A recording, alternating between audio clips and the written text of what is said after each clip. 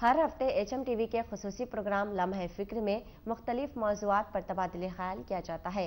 आज के लम्हे फिक्र में उर्दू न्यूज़ कोऑर्डिनेटर अब्दुल हमीद शौकत ने दिलसुख नगर बम धमाके और पुलिस तहकीकात के मौजू पर आदिगौर समाज के सदर व एडवोकेट किशन शर्मा से बातचीत की है। पेश है लम्हे फिक्र। नाज़रीन, HM TV के खुसूसी प्रोग्राम लम्हे फिक्र में आपका खैर मकदम है। लम्हे फिक्र प्रोग्राम में आज का मौजू है दिलसुख नगर बम धमाके और पुलिस तहकीकात। इस मौजू पर गुफ्तगू करने के लिए हमारे स्टूडियो में मौजूद है श्री किशन शर्मा जी, जो कि आदिगौड़ विप्र समाज के सदर भी हैं, joint secretary twin cities jewellers association और एडवोकेट भी हैं। किशन जी, आपका हमारे स्टूडियो में खैर मकदम है। हालिया दिनों में दिलसुख नगर बम धमाके हुए, इससे पहले भी बम धमाके शहर में हुए हैं। अब बड़े अफसोस की बात है, लेकिन उसके बाद जो तहकीकात का मरहला, जो इन्वेस्टिगेशन प्रोसेस चल रहा है, इस सिलसिले में हम आज आपसे गुफ्तगू करना चाहेंगे, क्योंकि आप सिविल सोसाइटी से भी वाबस्ता है। तो किशन जी, जो तरीक़ेकार पुलिस का होता है कि सस्पेक्ट्स को गिरफ्तार करते हैं, समझिए आप, तो यहाँ पे एक बात ये पैदा होती है कि जब एक वाक़या होता, एक हादसा होता, वो शुरू का टाइम बहुत इंपॉर्टेंट होता है किसी भी ऑफेंस के लिए। और अगर पुलिस जो है, इन्वेस्टिगेशन एजेंसी पुलिस, वो अहम वक्त अननेसेसरी एक्सरसाइज पे लगा दें, तो उन्हें क्या सबूत मिलेगा? एक सवाल। दूसरा, जो सस्पेक्ट शीट्स खोली गई है, उसमें ये बात आ रही है कि पुलिस पहले वो सस्पेक्ट जो है उनको उठा रही है, उनसे पूछताछ कर रही है। अब कहीं धमाका होता है तो ये लोगों का मिजाज ऐसा होता है कि भाई घर में रहे तो पुलिस लेके जाएगी, अगर घर से चले जाए तो दहशतगर्द एक्सट्रीमिस्ट कहलाए जाएंगे। तो ऐसे सूरत हाल का ये लोग शिकार हैं।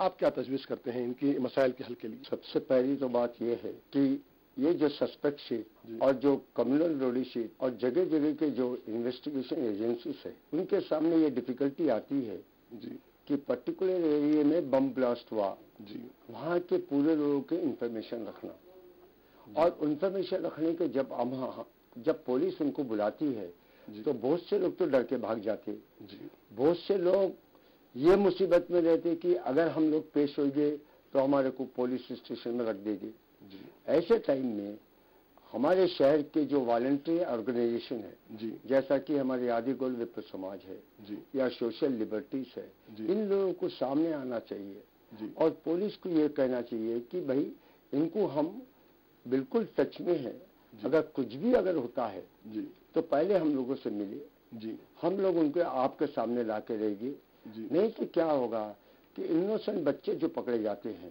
जी, और जो जगह जगह तलाशी अभियान चालू होता है जी, उसमें व्यापारी वर्ग एक दूसरे से दूसरी जगह जाता है जी, उस तलाशी में लाखों हजारों करोड़ों रुपया जो मिल रहा है जी, उससे पूरा मनी मार्केट टाइट हो जाता है जी, बिजनेस नहीं कर सकते जी। अगर बिजनेस नहीं होगा, सोसाइटी में अवेयरनेस नहीं आएगी, और अगर किसी आदमी को ये हैबत बढ़ गई, एग्जाम्पल में अगर कोई आदमी जी, अगर एक गुनाह कभी किसी टाइप से बहकाव में आके यंग जनरेशन में कुछ कर देता है, तो कम से कम हमें ये नहीं सोचना कि हर दफे वो करेगा। उसको रिफॉर्म करने के लिए जी, सिविल सोसाइटी भी जिम्मेदार है जी, और हमारे पुलिस के आधा उहदेदार जी आज तक ये कोशिश कर रहे हैं।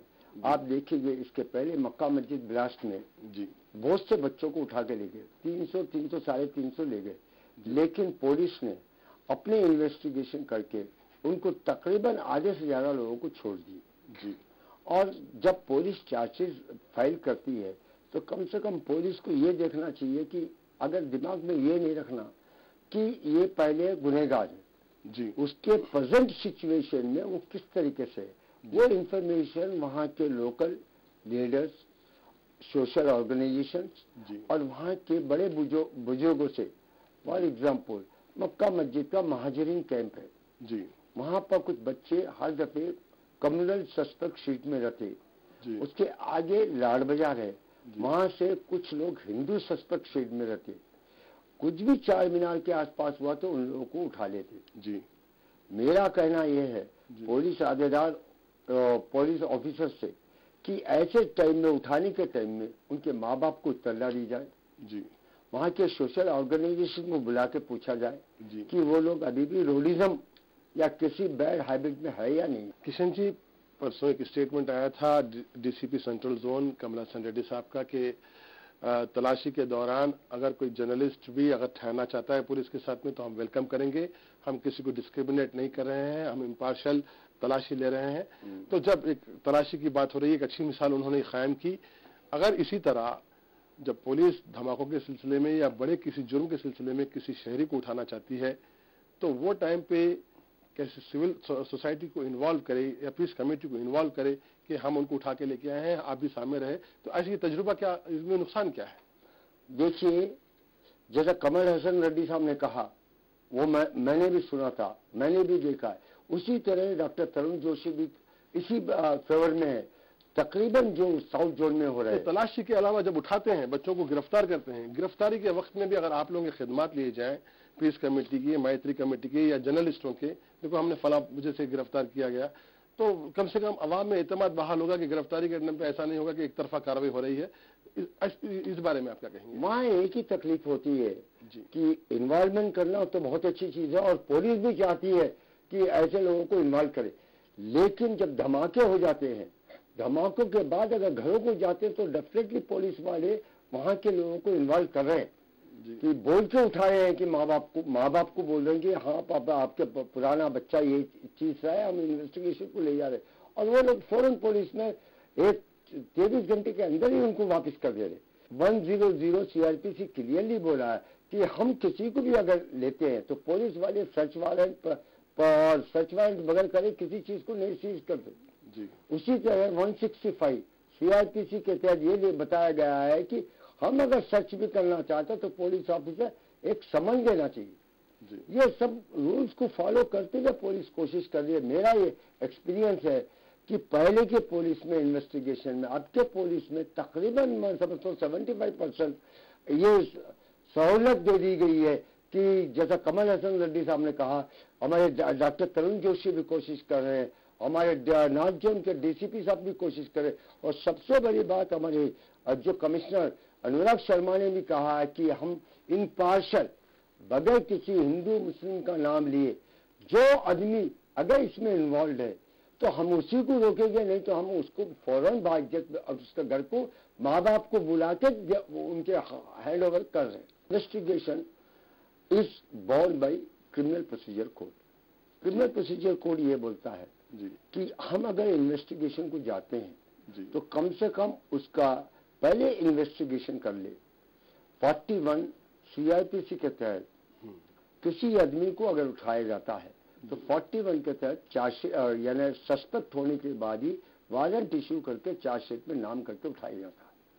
लेकिन हिंदुस्तान की जो इन्वेस्टिगेशन एजेंसीज है और अब हायर ऑफिसर्स भी ये चाह रहे हैं कि हम जो भी किसी उठाए तो कम से कम सुप्रीम कोर्ट ने कहा है कि किसी आदमी को अगर उठाते हैं तो आप उसके घर वाले को इत्तला दे के उसको ले जाना चाहिए। अब मैक्सिमम सिटी पुलिस ऑफिसर्स, जैसा कि हमारे अनुराग शर्मा ने कहा परसों 3 रोज पहले के टेलीकास्ट में कहा कि भाई कोई आदमी भी पुराना सस्पेक्ट शीट या कोई भी आदमी इंफॉर्मेशन में डरने की कोई बात नहीं। वो आगे से आए, अपने जो हालात है, सपोज फॉर एग्जांपल अगर वो 2010 में अगर किसी चीज में इन्वॉल्व हुआ है और उसके बाद उसके ऊपर चार्जशीट नहीं है, नो डाउट आपका कहना सही है कि वो एक दफा उठाने के बाद पुलिस वाले लोअर कैटेगरी के पुलिस ऑफिसर उसी बेसिस पर उसको उठा के ले जाते। पर लेकिन आज डीसीपी लेवल के ऑफिसर्स या ऊपर एसीपी लेवल के ऑफिसर्स बिल्कुल बगैर इंफॉर्मेशन पहले गैदरिंग करते हैं कि उसका यानी उसका फ्यूचर कैसा है, एक दफा उठाने के बाद वो क्या एक्टिविटीज कर रहा है, मोहल्ले में जाके उसके बदले मालूमात करते हैं, उसके बाद ही हाथ डाल के उसके इन्वेस्टिगेशन के लिए ले जाते हैं। और कभी भी कानून भी ये बोलता है कि 24 आवर्स के लिए आपको मेरे को किसी को भी आदमी 23 आवर्स के लिए इन्वेस्टिगेशन को पुलिस बुला सकती है। ये हमारा कॉन्स्टिट्यूशन ऑफ इंडिया है, कॉन्स्टिट्यूशन ऑफ इंडिया का दस्तूर है। आर्टिकल 121 क्लियरली कहता है कि कोई भी पुलिस ऑफिसर किसी को भी विदाउट समन्स 23 आवर्स के लिए इन्वेस्टिगेशन के लिए बुला सकता है। आपने पीस कमेटी की बात की किशन जी, तो पीस कमेटी पूरे शहर भर में है, अब जब ये वाक़यात होते हैं, अखबार आपने पढ़ा जाता है, वहाँ से बच्चों को उठा लिया गया, वहाँ से बच्चों को उठा लिया गया, तो कभी पीस कमेटी की जानिब से कोशिश की गई कि वो बच्चों तक पहुँचे, क्योंकि आपकी जिम्मेदारी समाज की तरफ है। आप लोग गवर्नमेंट के पेड एम्प्लॉयज नहीं हैं। पीस कमेटी के जो लोग भी है, they are not paid by the government, और न ही वो गवर्नमेंट के रिप्रेजेंटेटिव है, वो समाज का एक हिस्सा है। तो क्या ये पीस कमेटी की भी जिम्मेदारी नहीं है कि वो उन बच्चों तक पहुंचे कि वाकई में इनको किस लिए उठाया गया है? अगर गलत उठाया गया है तो क्या आप लोग नुमाइंदगी करते हैं पीस कमेटी की, क्योंकि आप पीस कमेटी के भी जिम्मेदारों में से, इसलिए मैं आपसे सवाल कर रहा हूँ। बिल्कुल सही है।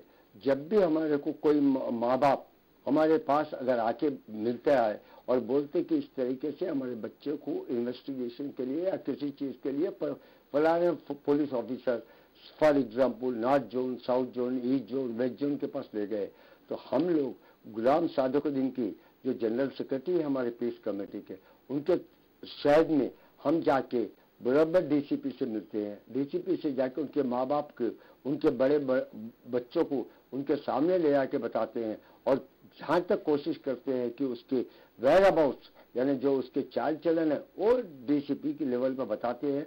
और अगर कोशिश करते हैं कि अगर वो बच्चा इनोसेंट है तो हम बराबर पुलिस में रिप्रेजेंटेशन करके छुड़ाने की कोशिश करते हैं। किशन जी, रिफॉर्म्स के बारे में आपने कहा कि पुलिस रिफॉर्म्ड हो गई है, मगर आए दिन हम जो है ना देखते हैं एक्टिव लाइफ में है, पुलिस हरासमेंट के वाक़यात सामने आते रहते हैं।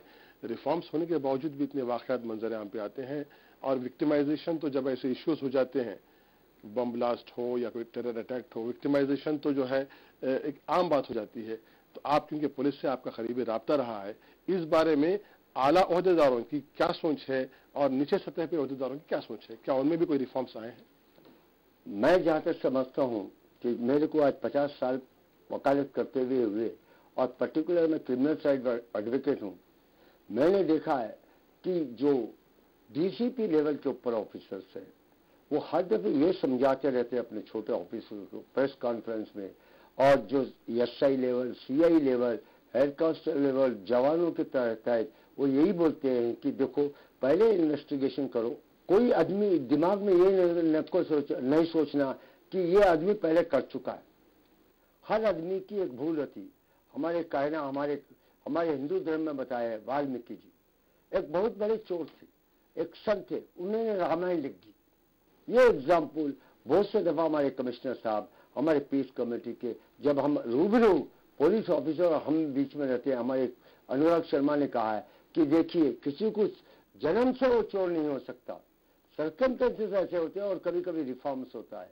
तो चोर आदमी महात्मा होकर वाल्मीकि बन के रामायण भी लिख देते। और एक सवाल किशन जी, आप देखते हैं कि अक्सर बात जो आती है कि मुसलमानों को विक्टिमाइज किया जा रहा है, फिर आप गंगा जमनी तहजीब की बात किए हैं, तो हिंदू मुसलमान दो आंखों की तरह ताबीर की जाती है गंगा जमनी तहजीब में।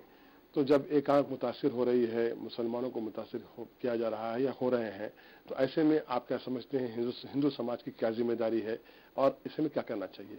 देखिए, आपके 20% सजेशन को मैं मानता हूं कि पहले ऑफिसर्स क्या करते, जिस तरीके से suspect sheet, communal sheet, rowdy sheet खुली हुई है, उसमें तकरीबन 40 से 50% वो बेचारे वो आदमी हैं जिनको रोजगार नहीं है।